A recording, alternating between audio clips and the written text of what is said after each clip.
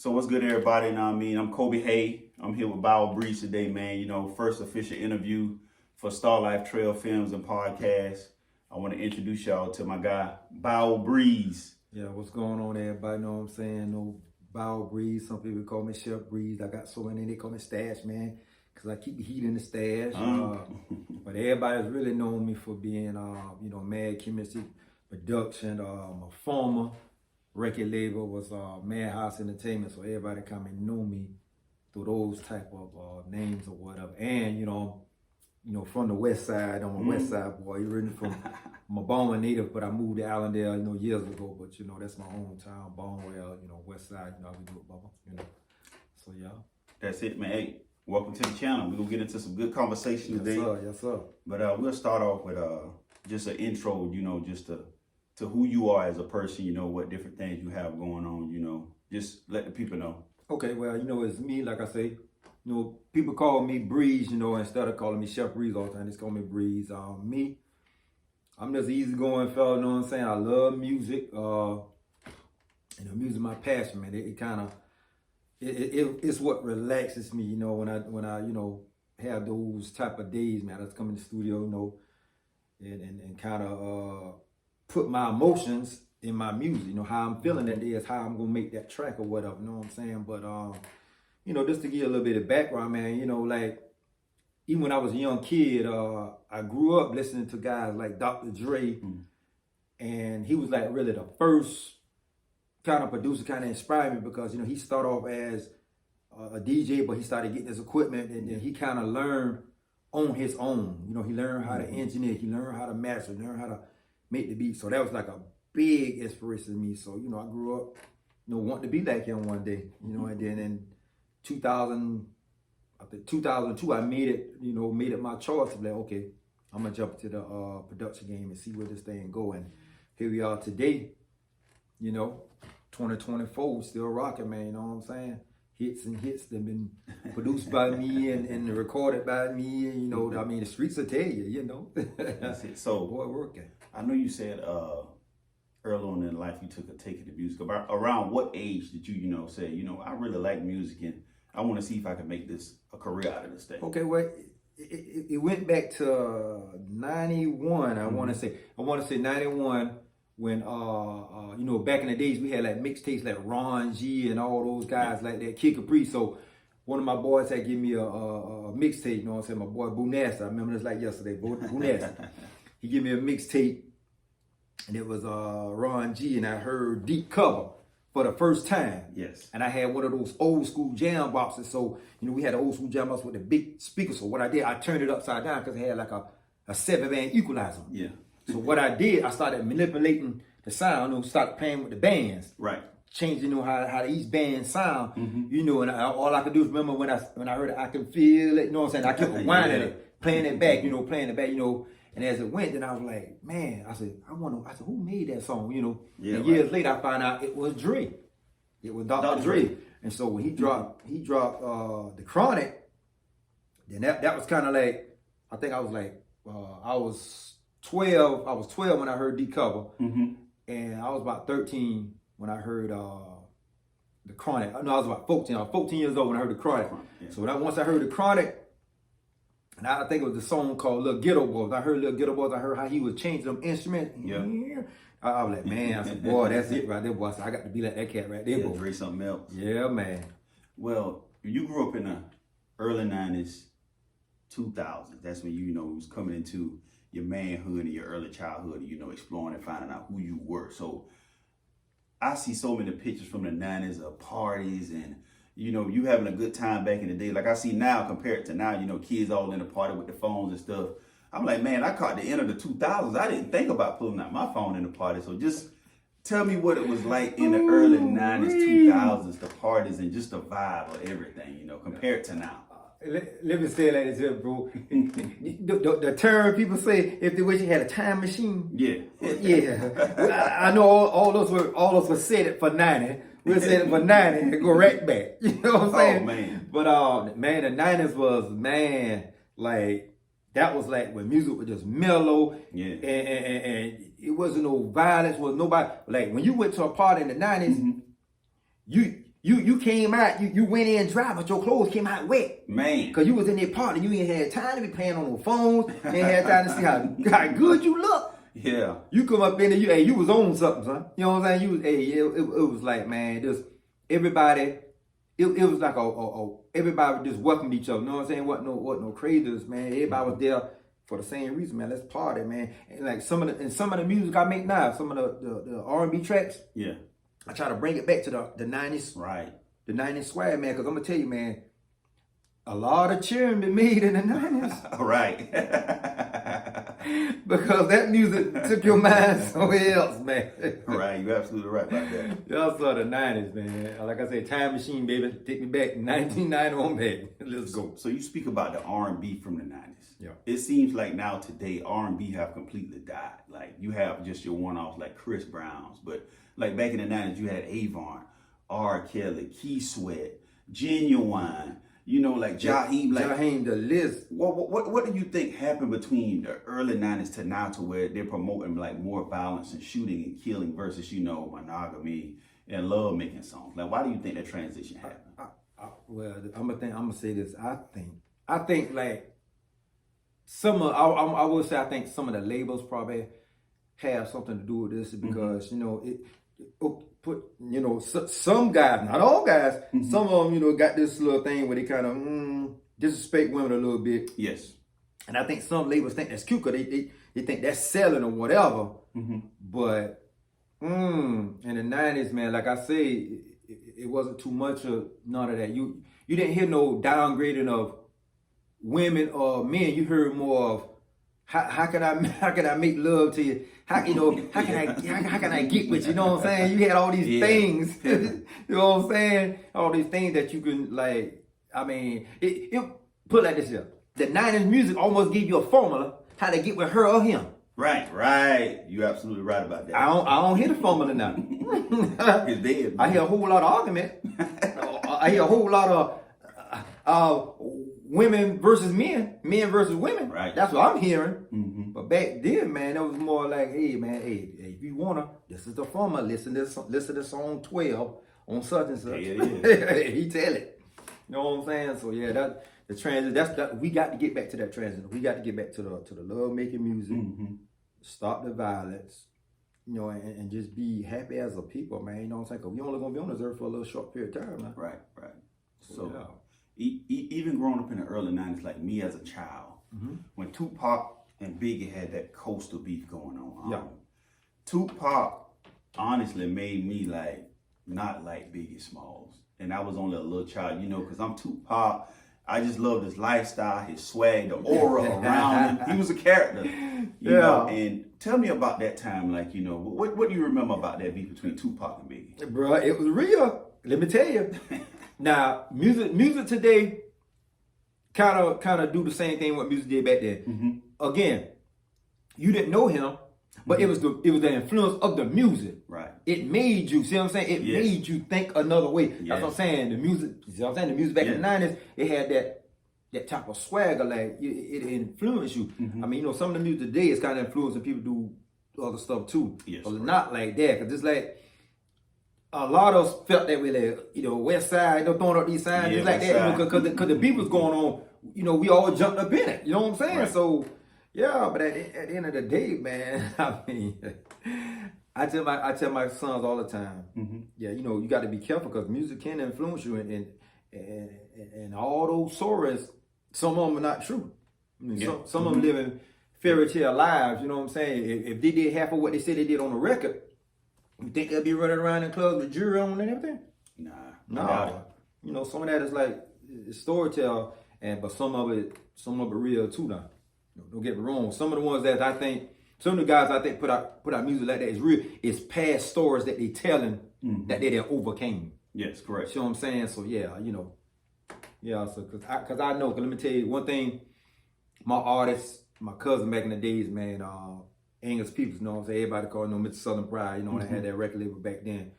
When I was doing the Hazard County High Rollers, you know what I'm saying? We was doing the Hazard County thing. He would literally tell me that when he was, you know, doing time back then, guys would tell him stories. And all he did was like write them down. Correct. So we was in the studio, he would make songs, and they'd be actual stories, like Wow. like something that really happened, like an armed robbery, something that really took place, and all he did was share somebody else's life that they got over. You know what I'm saying? You know, and that's what most of them doing now. You know, they tell about somebody else's life. They make it seem like it's their life, but they telling stories about somebody else's life. Yeah, you know what I'm saying? But you know, he needs alone, you know. Yeah, I mean, so let's transition a little bit to your music background. So when did you say, I want to start a label, I'm going to go all in with it? And, tell me about the startup of it, from getting started to getting equipment. Like, what made you want to, take that leap of faith? Yeah, man. I want to say in 99, 2000, somewhere like in that area, one day I went to Denmark to my brother-in-law's house, DJ Tyrone, DJ Ty, you know what I'm saying? He's a DJ. And one day I went to his house and he had like a room, and he had like a room. Then I heard him in there playing music and stuff, and I heard like snares and drums. I said, man, what you got going on? He said, man, I'm about to do a little studio, man. I'm about to start making beats. I said, oh, making beats. I said, because, I always had that passion about wanting to be like Dre, but I ain't never took the initiative to go buy equipment or that. So when I went there, I seen the Boss drum.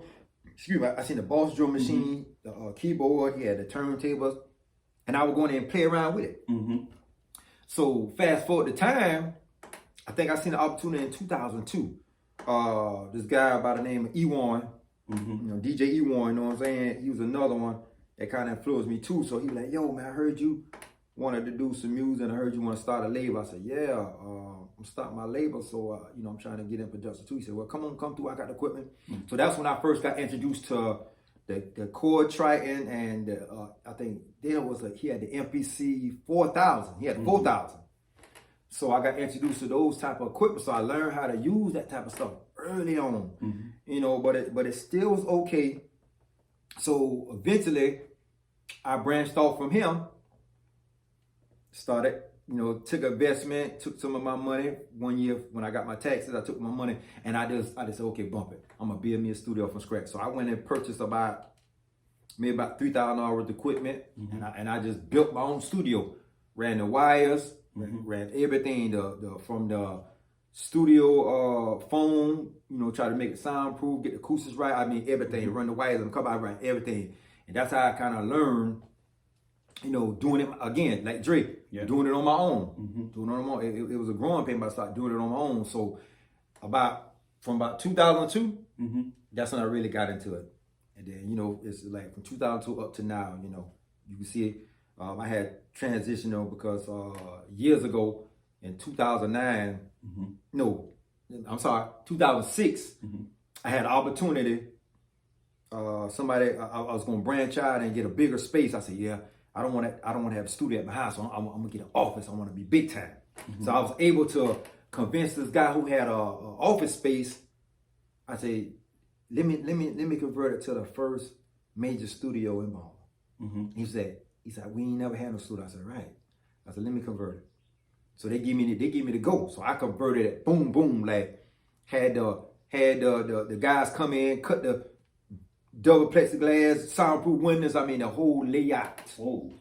I had the whole layout, man. I had the first major studio in Baldwin, and some guys came through now. I mean, some guys hadn't heard about me. I mean, we talking some of Grand Hustle boys, some of T.I. boys came to see me. Yes. Some of the Branch from Augusta, those guys, they came to see me. A lot of cats. Let me just say that a lot of cats came to see me. I put a lot of music down, and the only thing happened. A tragedy like in 2009, somebody took advantage of me not being there. And let me just say that I think it was a bad storm one night, and somebody called me and said, you come to the studio tonight? I said, no, man, I ain't coming tonight because my wife at the time we just had our baby boy. He was just born. I said, no, I'm not coming because it's storming, and I got, handling them father dudes as well. Yes, right. But then the next day, I went back to the studio. I seen the yellow tape on the door. Wow. I seen a card in the door and said, Detective such and such, give me a call. I posted doing my worst nightmare had came true. I posted doing all I seen was wires, bruh. Like all my work. I mean, and this studio, I went from the home studio putting $3,000 to $6,000 to $7,000 in this one. To let that go. So that took me. That kind of stung a little bit. You know, it took me 2 years to bounce back. So in that 2 years, I think in 2011, that's when I kind of met these guys. 21, I met this guy named 21, Jamel Dunbar, I call him JD. You know, these other cats from Fairfax, and that's when I kind of met Sauce, you know, and all them boys. And I said, okay, that's a fresh start.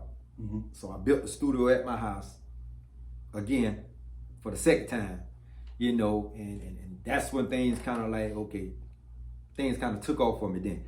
That's how everybody kind of knew me then. From that point on, from 2011, I made my mark, and everybody know who Mad Chemistry was. After that, bro, you know what I'm saying? So, you know, I had to learn from that situation.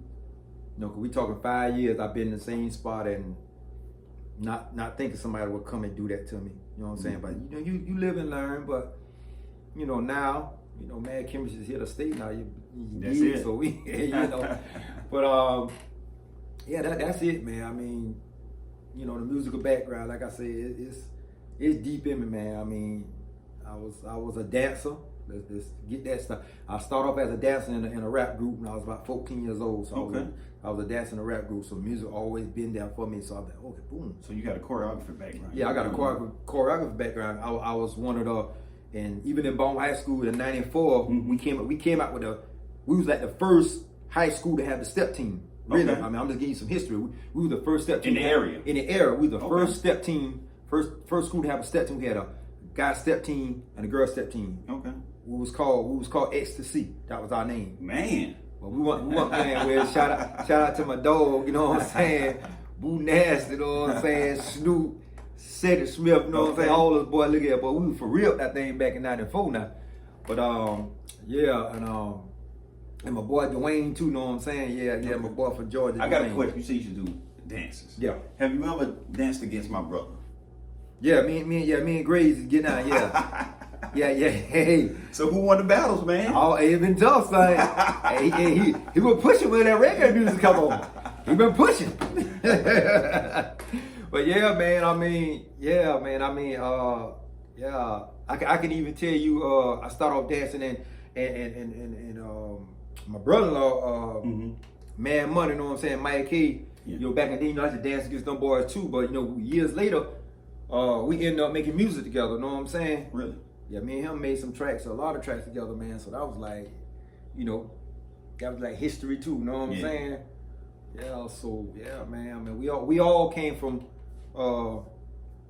choreographer backgrounds. You know what I'm saying? So that's what sometimes it makes it easier when we make music, because we know Kinda people in tune with in tune. We know what you would dance to, what you won't dance to. You know what I'm saying? Cause yeah, I mean, it's so many. Dre. All them boys, Dr. Dre, them boys was like in groups. Tupac, background dancer. Diddy, all these boys background. Most of these guys producing, Jermaine Dupri. These boys they're choreographers, man. Right. Yeah, so you know, I'm one too. So I want to ask you a question, just about this area in Allendale, Flat Street. Yeah. You have any iconic stories, legendary stories about Flat Street? Any Flat Street member? Oh man, Studio City. I keep hearing about Studio City. Studio City. Why was it so special? Thursday, Friday night. Again, I'm saying why it was so special. On Thursday night. On Thursday night, it was Thursday night till you come out on Thursday night. Man. We go back for Studio City. You go upstairs. You know, they had a club upstairs. But it was nothing like Studio City on Friday night. We'll go from Studio City on Friday night to 301 South. Man. Or 301, you know what I'm saying? But like it's like that vibe in Studio City, and something like R. Kelly would come on like that down low and those type of songs, Bump and Grind remix, man, that beat, boy, over with. In the 90s, it was over with, son. We ain't had no lights in them parties. Them parties been dark. Everybody know what I'm talking about. Them 90 parties, bro. We ain't had no lights in there. Oh man. That's why what you wore ain't matter. Only time it matter at the front door when they first seen you. Other than that, when you got in there, Lights out. Lights out, bro. It's dark in it. You know what I'm saying? Though, I'm telling you, only light would have been there back and they would have been cell phones. Man. It was dark. That the only light you really seen in the club in the 90s as closer to the bar. They had to be lit up so they could see the bar. But they could serve drinks. Other than that, or the bathroom door open up. Oh man. Other than that, bro.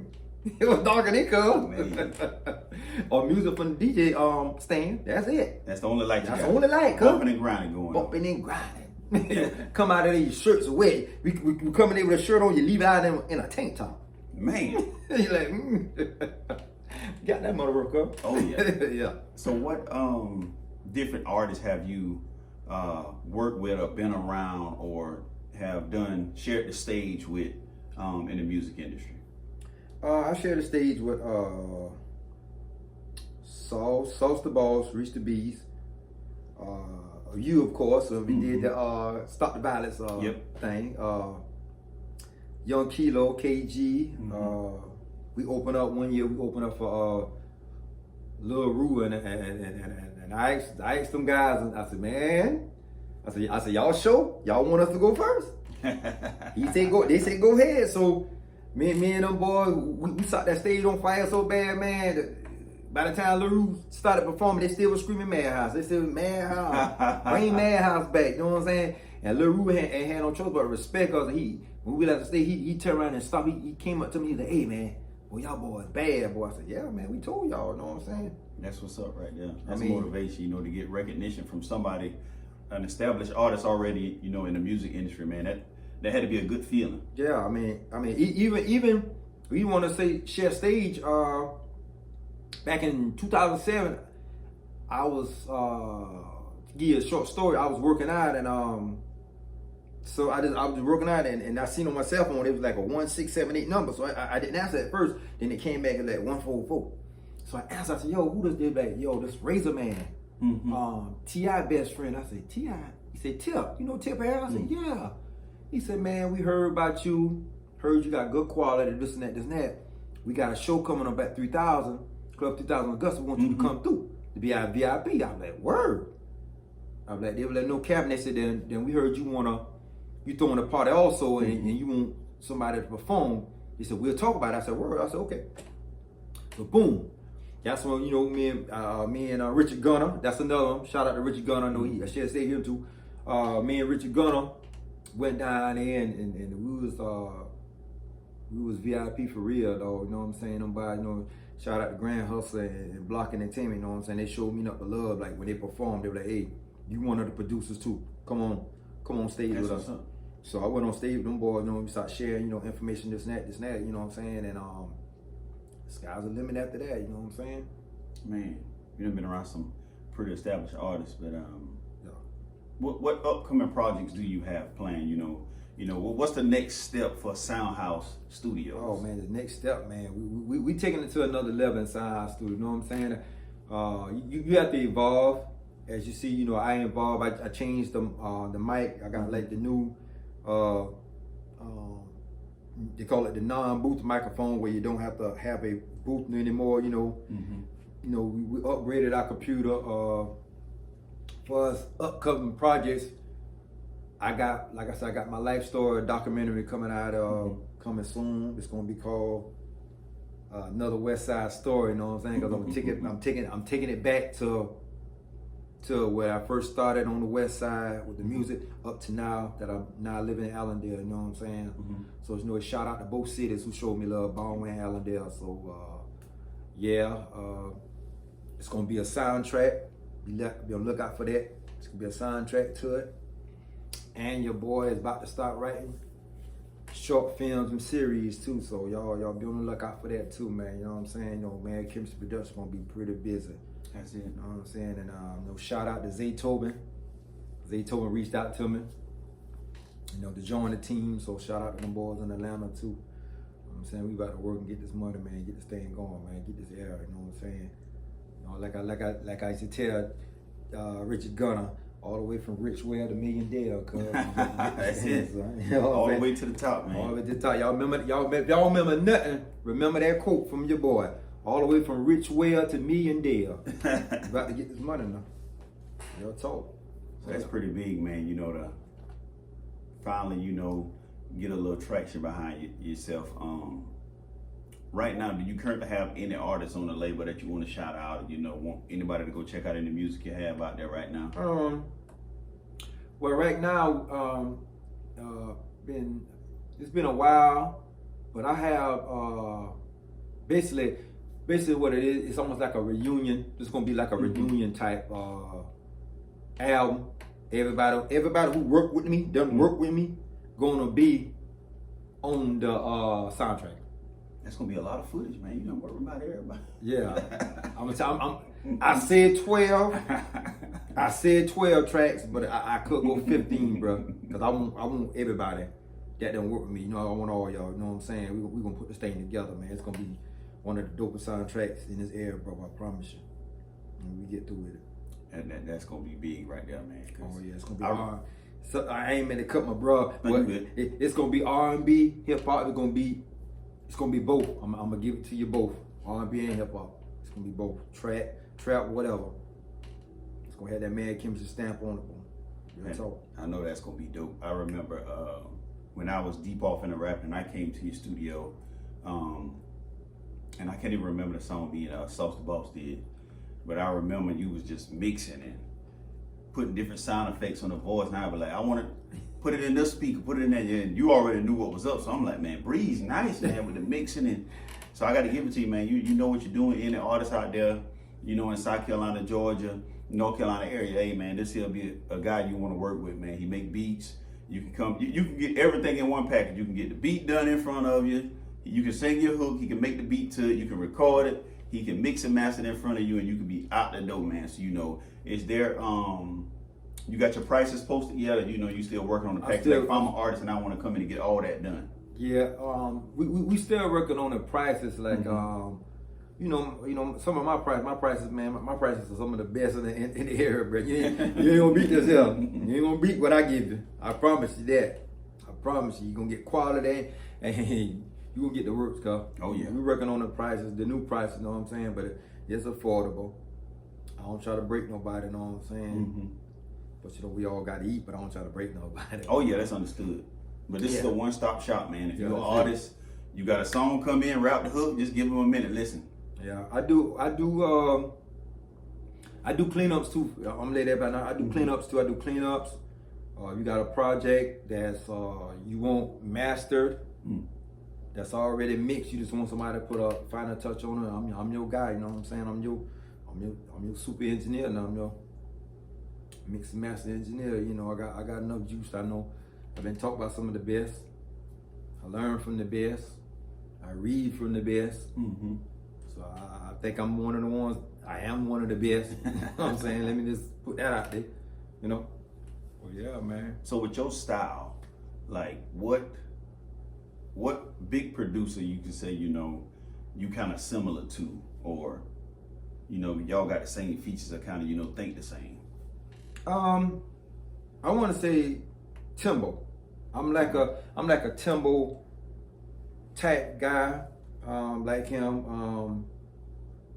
You know, I like to play with sounds and try to change them up. You know, just try to make them sound, you know, sound different. You know. Oh yeah, I mean, I consider myself like Timbaland. I'm a big Timbaland fan, man. He's another one. Yeah, I like He's Timbaland, another yeah. one. He's another one that kind of motivate me, man. Timbo, yeah, he that boy now. Yeah, yes. Yeah, I like Timbaland. Oh yeah. But artists, listen to me. Check out Breeze, man. Let them know where to follow you at all your social media sites. You can follow me on Instagram, Mr. Mad Chemistry. You know, Mr. _ Mad Chemistry. Oh well, let me start over. You can follow me on Facebook as Bobby Living Legend Washington, or you can hit me up on Instagram. It's Mr. _ Mad Chemistry, or you can follow me on TikTok. Same thing, Bobby Living Legend. You know, all those social media sites, or you can hit me up on my email, Mad Chemistry Production, or you can also hit me up on madchemistrybeats@gmail.com. You know, either one of them. So yeah, there's a lot of ways you can holler at your boy, or you can come see me. Even better. That's it, even better. So You know, before we wrap this interview up, I know you said you're working on a biopic of yourself and your life story. Yeah. As far as your health goes, I see you posting online, and you fighting this battle right now. I always motivate you. Hey, bro, stay strong. You know, what would you like to tell the viewers about, you know, that side of you? And you know, it just been a rough ride. As you all, some of you know and some of you may not know, in May I was diagnosed with pancreatic cancer out of the blue. Everybody know I was a pretty healthy guy. Just God chose me for this mission, so I'm a ride it out and see what he what he trying to tell me through this journey. You know what I'm saying? Because at one point it was at a point where I was gonna put my music in hold and until my health was like completely back to 100%. But I just heard that voice like, nah, son, I want you to share your testimony while you going through your music. I don't want your music. I don't want you to stop. So I want you to push through the cancer. So I just made it in my mind, man. Like, this ain't gonna stop me, bro. We gonna get this thing going, bro. You know what I'm saying? But yeah, that's what it is, man. And that's pretty big, man. You know, normally people who fight battles like that don't post, man. But I see you staying strong. You eating healthier. You still in the gym? Yeah, I stopped working out. I haven't worked out since May, but every now and then I try to go outside, get some fresh air, walk a little bit, try to get some sunlight, you know, because you know we as black we sun That's people. That melanin. Melanin. We got to keep that melanin. we the original Supermans now. Oh yeah. That sun give us power. So so I do that, and every now and then I jump down and do calisthenics, man. I try to maintain it, man. You know what I'm saying? That's the biggest thing about cancer. Most people go down with depression and they let themselves go all the way down, and that's kind of how they kind of die from it, you know. You know, because I mean it is like somebody told me, it is life after cancer. So you gotta work through it, man. You can't give up.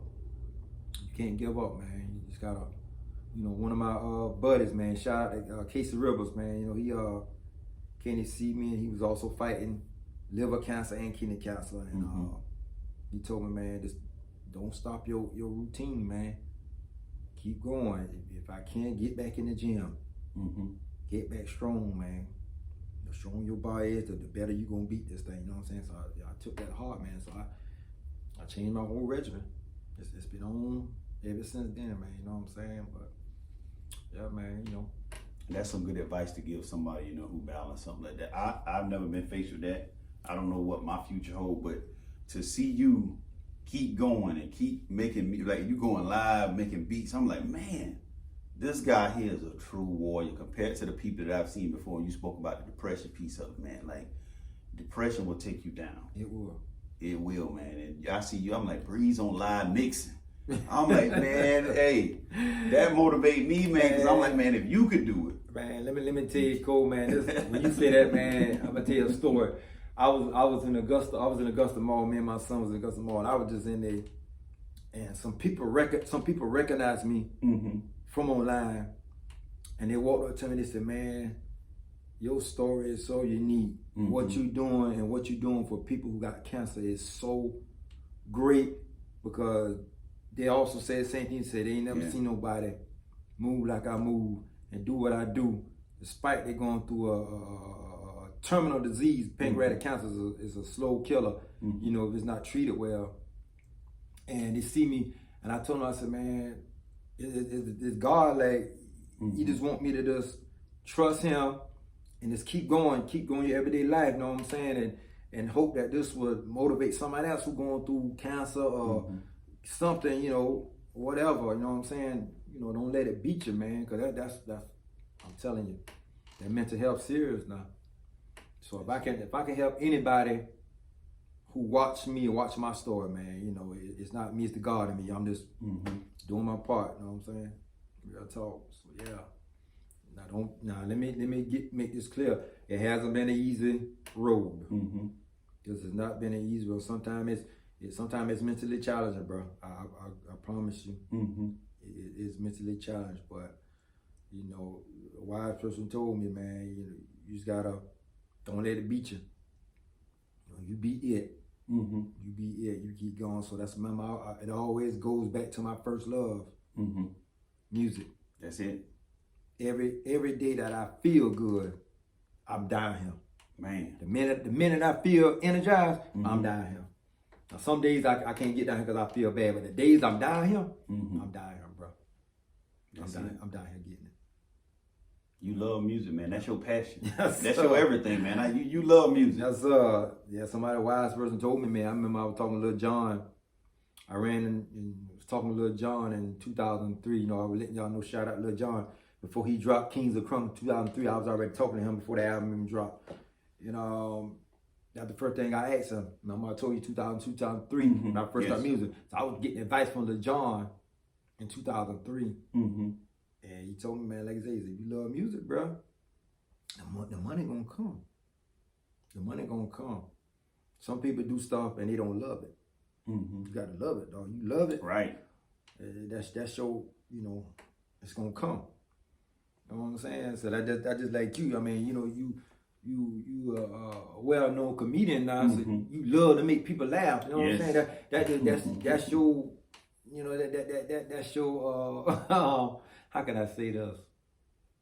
That is you, your personality. Yes. So the money gonna come. Yes. God, in timing, God gonna drop that. He gonna drop that bank. It's gonna come. But you just like you said, you stay faithful to it, man. That's your love. So that's like me. I stay faithful to this ever since 2002. It's 2024. I know it took a minute, but some serious doors have kicked open. Another I didn't mention. I've been selected to be a teacher and instructor at a new music school in Hampton, South Carolina. Shout out to Pastor Terrence Thomas, the Gifted Music School. I'm gonna be one of the producer engineers in the building. I've been hand selected by him. Man, that's big, right there. Yeah, man. that's big. So I was like, man, now I get to give back. And I was just at the barbershop, get my hair cut at this barbershop yesterday, and the guy was in. He said, man, I wanna learn how to make beats. I said, man, just come out of the house. That's it. I said, just come out of the house. I would love to take time to show somebody else. Right. Show somebody else what nobody really showed me. Right. I want to give back. That's my gift. You know what I'm saying? That's your tithe and offering. That's my tithe. There you go, brother. It ain't all about money. That's my tithe and offering. So I told him, just come out of the house, man. I'll show you. I'll show you, man. I'll show you. Everybody showed me. So that's why, that was major to me for him to say, I'm going to be an instructor. I get to get in front of people. Man. Teach them how to make music, how to engineer, how to do this, how to do that. Because everything I learned is trial and error. Me reading, me trying it. Yes. Me doing this to the vocals, me trying it. You know what I'm saying? But now, I can do the joke with my eyes closed. I know it, man. I know you got it. I do it with my eyes closed now. You know what I'm saying? That's big breeze, man. To be presented with an opportunity like that, because you've been a young boy, me too. And if you don't have nobody to show you or guide you, it's 10 times tougher versus somebody who got somebody staying on them. Hey, you got to get up and do this. You got to work on this. You got to work on this. And like you say, you learned it from scratch, making you love it more and appreciate it more, so you can take them young minds that you're going to be instructing and say, hey, this is how y'all need to look at it. So, but like I said, man, hey, the conversation has been great today, Breeze. Yes, sir. I'm letting you know now, man, I'll be on your lives. You motivate me every day, even though I'm not faced with the stuff you face with right now in life, man. I want to say I appreciate you for being a positive brother. I'm glad you presented with the opportunity, spread your gift and give it to other young minds. And I'm looking forward to it, man. I'm watching. Yes, sir. But hey, I appreciate it, brother. Yes, sir. Go ahead and tell the people where to follow you at one more time so they can follow you, man. Follow me again, Bobby Living Legend Washington on Facebook. You follow me on Instagram, Mr._Mad Chemistry. Yeah, you can follow me. Peace. Yes, sir.